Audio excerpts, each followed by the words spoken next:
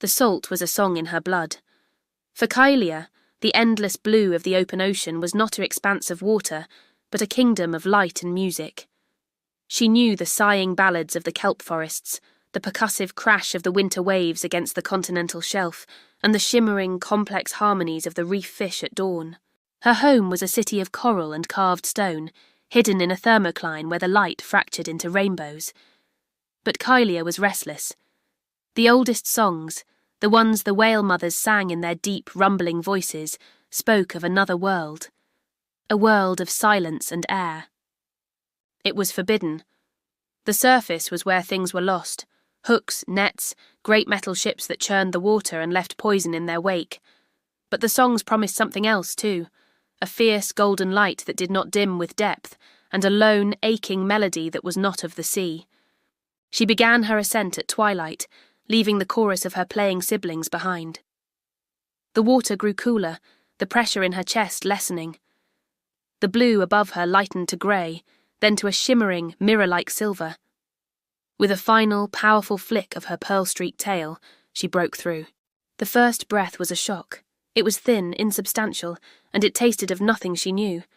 But the sight stole the thin breath right back from her. The sun was a molten coin, half submerged in a sea of fire, setting the entire sky ablaze in colours that had no name in her language. Violet, ochre, vermilion. It was a silent, blazing opera.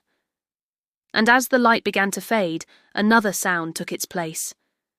It was the sound from the songs. It came from the shore, a dark silhouette against the glowing sky. It was a melody played on a single reed, lonely and sweet, full of a longing that mirrored her own. It was the sound of air-given voice. For nights she returned.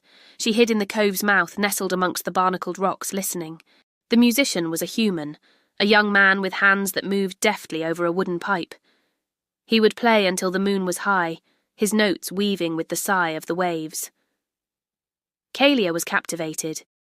She began to see the surface not as a place of danger, but of duet.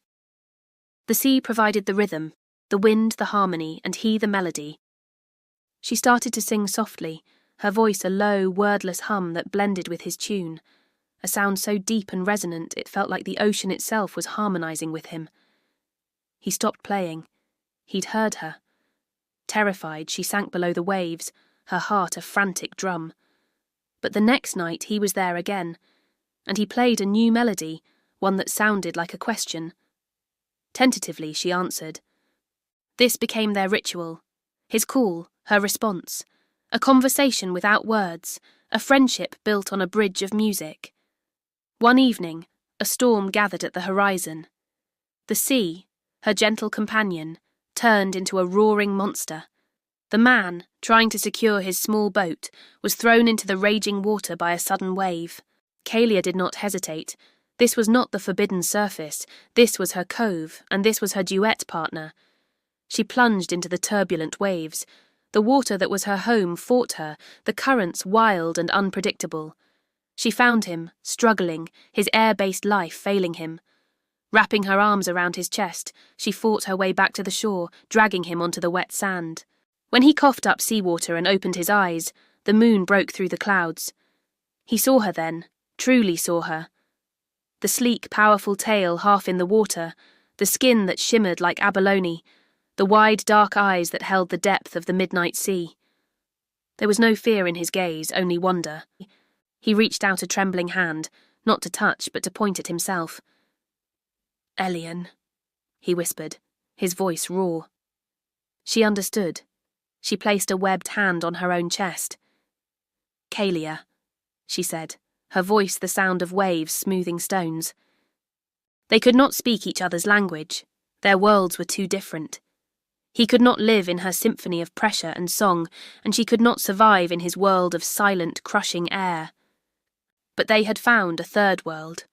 The world of the shore, where the sea met the land, where the water was shallow enough for him to stand and deep enough for her to swim. He would bring his pipe and play. She would sing.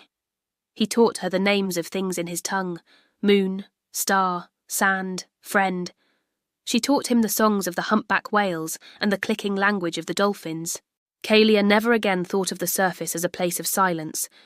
It was the place where one melody, born from the air, met another, born from the sea.